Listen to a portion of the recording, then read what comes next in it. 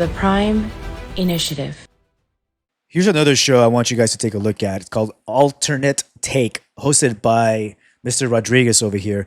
Now, here's another particular YouTuber slash podcaster, whatever, that also speaks to first responders and a vast array of different guests, actually. But this one episode in particular, he had two very prestigious people on there. You got the Gil Carrillo, retired detective, and of course, Mr. Villanueva. Um, if for some odd reason you don't know who Gil Carrillo is, that's okay. A lot of people don't, and trust me when I tell you, he's very prestigious. Take a look at Netflix documentary called The Night Stalker. It's very, very well done, and get educated on these particular gentlemen here. But I'm gonna just shut up for a sec here. I want you guys to enjoy this. We're not gonna get into the full episode because we're not gonna take his fire, right? You guys, I'm gonna go ahead and put the link in the description below if you're watching this on YouTube, and if you're watching this on Instagram, I'll just go ahead and just type in where you can find it, since Instagram doesn't really have the whole link option. Let's just go ahead and take a look here at the beginning portion so you guys have a better understanding as to what's transpiring. What up, everybody? This is Alternate Take. We brought you guys a special episode. We brought you guys the legendary Gil Carrillo from the Homicide Department of the Los Angeles County Sheriff's Department and the 33rd Sheriff of the Los Angeles County Sheriff's Department, Alex Villanueva. How you guys doing? Doing great, thank you. Good. Hope all you guys are doing well too. Hell yeah. No, I thought this would be a great opportunity to interview you guys both at the same time, because I feel like there's a good shift of, I guess you could say, transfer over of personnel. Last time I spoke to you, Mr. Villanueva, you told me that you joined the department on the summer of the Night Stalker, and that was obviously in the prime of Gil's career, like right in the middle of it all. So it's really cool to see that transfer, to see like somebody who's so well known and so well accomplished, and in the middle of this huge case that took the world by storm and is now taking the world by storm in other ways with the Netflix documentary and whatnot. And then to see you come in and then do what you did for such a long time. You were sheriff from 2018, 2022. And a lot of people want you back in office, obviously, including myself. And Everyone wants him back in office. Everyone.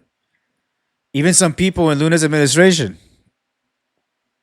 Yeah, I know all about that too. Many other Los Angeles residents. But I'll start with you, Gil. Tell me about your experience coming in the sheriff's department, and I kind of want you to like detail like how it is now, and like if there's like the pros and cons of it all, and like what things were good for you and bad, and then how like it all relates to now, like if it's in a better place than it is when you left. Well, I came on when I was much younger. I was only 21, and I came on for the purpose because a cop helped get me off the streets when I was young. Told my parents to sign for him to get off streets or he'll end up dead or in prison. So after coming back from the Army, where I spent a little over a year in combat, I had matured. I had a new appreciation on life. What I wanted to do was attack life differently. And one of the three goals that I had was to become a cop. And the reason being, I wanted to give back what that cop gave to me, and that was my life. So I wanted to reach out and be able to impact some young individual, be it female, male, and help them get along in their careers. I did that. I accomplished it. I joined and was on the Hell yeah. department. And if I had to do it all over again, I wouldn't change any of it. The department was good to me. I'm a firm believer. You put in, you get out what you put in. There are those that are malcontents on the department. I don't care what they want to, what you offer them or what you give them, they're going to be malcontents, and they're that way in life. Myself, it was all good. I have absolutely no problem. We had morale problems at one time, only because of the people, and it had nothing to do with the then Sheriff Sherman Block, but those that surrounded Sheriff Block were harming the department, and I felt they were. So you see, there's a common thread here when it comes to Block. It all spawns with leadership. You see how he said that the morale went down. Yeah, and you know what? Every agency is going to have its problems and going to have its morale that's a roller coaster, right? It goes up and down, right? But at the end of the day, what really affects the agency or what really affects the department is who's in charge, who's the leader, right? As we speak right now, it's the sheriff of Los Angeles County. Sheriff's Department is Robert E. Luna, and it's the morale is total dog shit. I mean, it's almost non-existent, to be honest with you. And so we got through that period of time, went through other sheriffs, and we get to the point where Sheriff Villanueva stepped up and he won the election. He turned morale around when morale was at an all-time low. By this time, I had already gone from the department. I left the department in 2009, and Sheriff Villanueva came in, took over, and for the first time I had seen in years, happy faces. I had colleagues that are still working, still have working friends there today. They were happy. He did good, and as long as they're doing good. I love law enforcement. I love the sheriff's department. And when I first met with Sheriff Villanueva, I told him just that. I love the department, and I love law enforcement, and you're the leader of this family now, and so therefore you have to have my undying support. And I pray that all goes well. Everything looked good, and then this guy Luna came along and was Fucked it all up by people that knew what he was going to give, and that was he was going to give them nothing. He appears to be a puppet. They're telling him what to do, when to say it, and it has. And I've seen morale deteriorate to an all-time low, and so things are not going well for the department right now, in my eyes, or many members of the department that I still keep in touch with. And okay, real quick, guys. One common question that I get asked from the public is, well, what does it matter if morale is low? Well, think about it. Morale is just a byproduct of particular issues that are transpiring, right? Now, the byproduct of having morale that is low is you have things like people leaving the department, people continuously getting injured, the massive amounts of suicides, right? People leaving for whatever particular reason. All of that, the number one people that it affects, yes, of course, it affects the people that are inside, but it affects their families.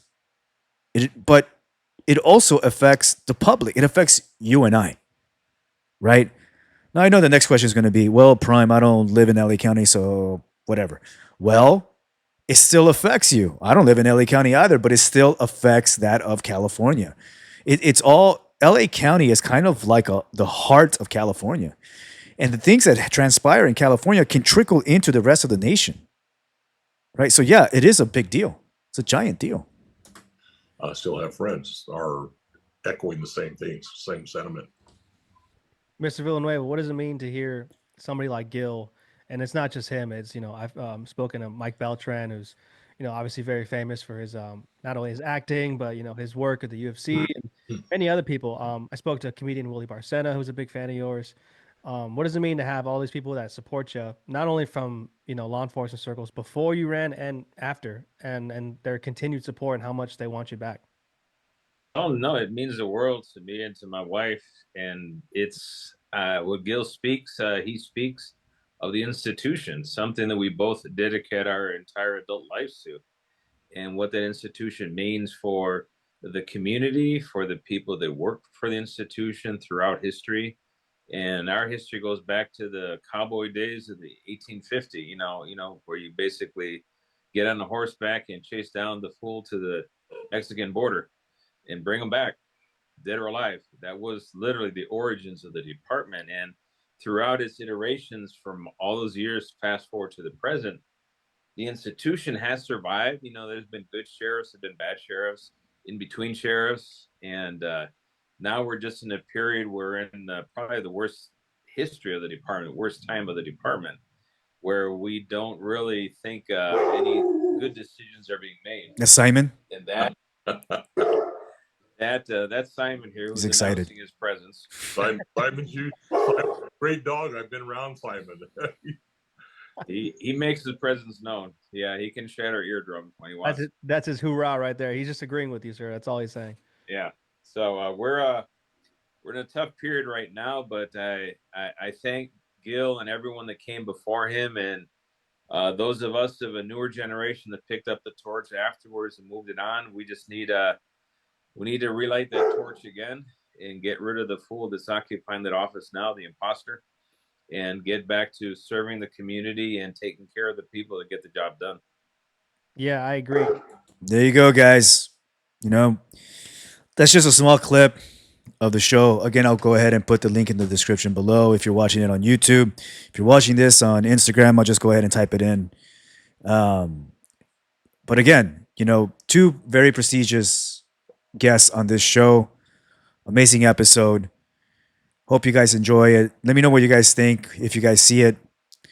Till then, keep fighting. The Prime Initiative.